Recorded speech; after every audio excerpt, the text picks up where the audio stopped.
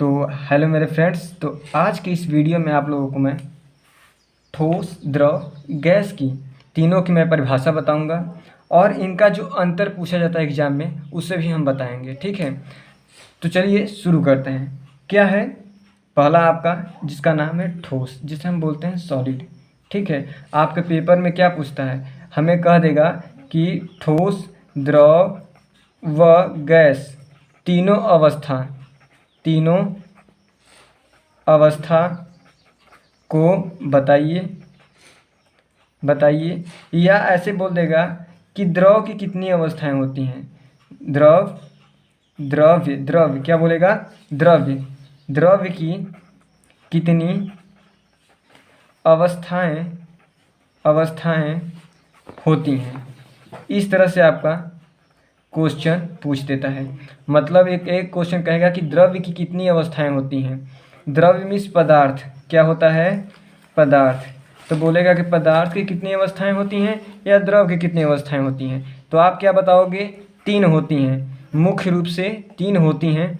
तो क्या है, पहले का नाम है ठोस अवस्था, दूसरे का नाम है द्रव अवस्था और तीसरे का नाम जो है वह गैस अवस्था है।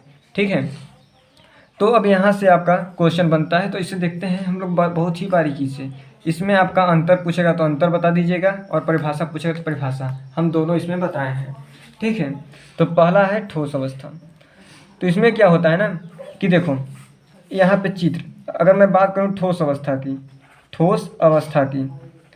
तो ठोस अवस्था के लिए मैं एक ऐसे चित्र ले रहा हूँ।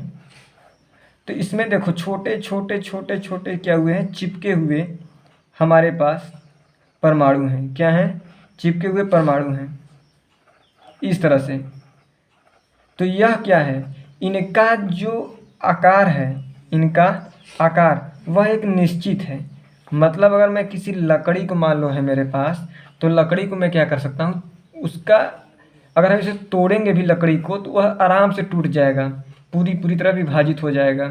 तो यह एक क्या हो गया, लकड़ी भी एक ठोस है। अगर मैं बात करूं परिभाषा से, देखो वे पदार्थ जिनका आकार व आयतन निश्चित होता है उसे ठोस कहते हैं। तो इनका जो आकार है और आयतन दोनों का क्या है, निश्चित है। मतलब चिपके हुए हैं, मजबूती से पकड़े हुए हैं। ठीक है, तो यह क्या है, ठोस अवस्था हो गया। तो अब इसमें क्या है, देखिए ठोस अवस्था का घनत्व अधिक होता है। इसका जो घनत्व है वह अधिक होगा, क्योंकि भैया हम इसे आसानी से तोड़ नहीं सकते हैं। दूसरा क्या है कि इनके अणुओं के बीच रिक्त स्थान बहुत कम होता है। तो यहाँ आप लोग देखोगे कि रिक्त स्थान क्या है, इनके बीच में बहुत ही कम है, चिपके हुए हैं सब। अब इनका निश्चित गलनांक होता है। तो यह इनका जो गलनांक है यह गल नहीं सकता है। देखो पहला का किसी उच्च ताप पर यह गल नहीं सकता है, इसका निश्चित गलनांक होता है।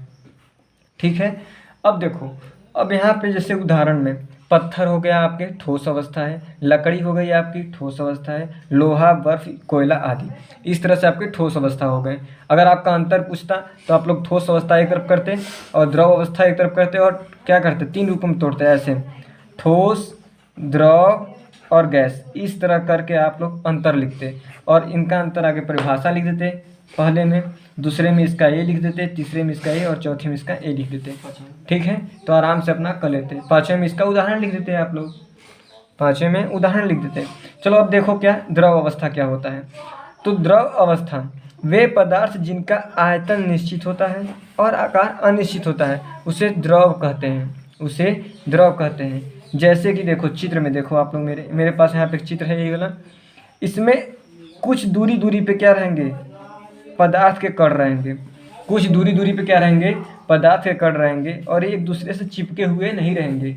एक दूसरे से जैसे यहाँ पे चिपका हुआ था ठोस में, इस द्रव में चिपके हुए नहीं रहेंगे। ठीक है, तो यही बोला गया है, वे पदार्थ जिनका आयतन निश्चित होता है और आकार अनिश्चित होता है उसे द्रव कहते हैं। इसका देखो आकार तो निश्चित है भैया, इसका जो आयतन है, अगर मैं किसी बॉटल ले लेता हूँ, जिससे देखो मेरे पास ये क्या है, पानी का बॉटल है। इस पानी के बॉटल में अगर 1 लीटर का पानी है तो इसमें 1 लीटर पानी तो आराम से आ जाएगा। तो अपना आयतन तो छींक लेगा, आयतन मतलब जितना वो अपना कवर कर ले रहा है। लेकिन अगर मैं इसी को एक टब में रखूँ, एक नाद में रख देता हूँ मान लो, और नाद में 1 बाल्टी पानी मतलब 1 लीटर पानी मान लो रख दिए, 1 लीटर पानी हम इसमें रख दिए तो यह फैल जाता है, क्या करता है, पूरे टब में क्या करेगा, फैल जाएगा। तो इसका आकार क्या रहेगा, इसका आकार अनिश्चित हो जाएगा। लेकिन आयतन, आयतन मतलब 1 लीटर पानी आना है तो 1 ही लीटर कहलाता है। ठीक है, तो अब इसका देखो उसी तरह से है कि वे पदार्थ जिनका आयतन निश्चित होता है और आकार अनिश्चित होता है उसे द्रव कहते हैं। इसका घनत्व तो ठोस से कम होता है क्योंकि इसके बीच की रिक्त स्थान होती हैं। रिक्त स्थान इनके अणुओं के बीच ठोस से कुछ अधिक होता है। तो देखो अधिक है, बैलेंस बहुत ज़्यादा अधिक है। अच्छा, इनका निश्चित क्वथनांक होता है, इनका निश्चित क्वथनांक होता है। मैं अगले वीडियो में बताऊंगा कि गलनांक और क्वथनांक किसे कहते हैं। ठीक है, तो एग्जाम्पल के लिए समझिएगा, जैसे में जल हो गया, दूध हो गया, पेट्रोल हो गया, तेल हो गया आदि, जितने भी बहने वाले चीज़ हैं, क्या कहने वाले हैं, बहने वाले, बहने वाले वो क्या हैं, आपके द्रव हैं, क्या हैं, द्रव हैं। अब अगला देखो बाबू क्या है हमारे पास प्यारे भाई लोग, गैस। गैस, गैस का वे पदार्थ जिनका आकार और आयतन दोनों अनिश्चित होता है उसे गैस कहते हैं। इसका मतलब समझो कि जैसे मेरे पास एक चित्र है, यहाँ पे अगर मैं समझाऊँ आराम से आपको, मेरे पास एक चित्र है मान लो, इसका इनके बीच का जो अणु है ना बहुत दूर दूर फैला होता है। ठीक है, बहुत दूर दूर, मतलब इनके बीच का जो गैप है देखो बहुत ज़्यादा गैप हो चुका है।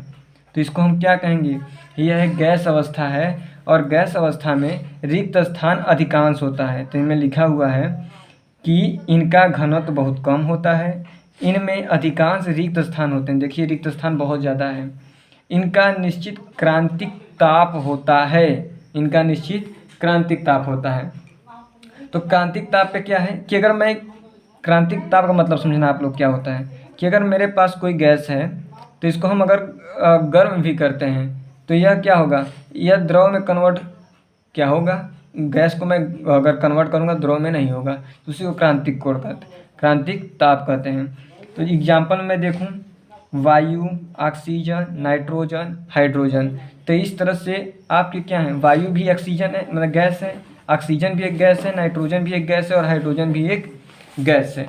तो इस तरह से आपके तीनों टॉपिक क्लियर हो चुके हैं। ठीक है, तो अगर आपको वीडियो अच्छा लगा हो तो वीडियो को लाइक कीजिएगा, चैनल को सब्सक्राइब कीजिएगा। मिलते हैं ऐसे नए वीडियो के साथ, तब तक के लिए जय हिंद, जय भारत।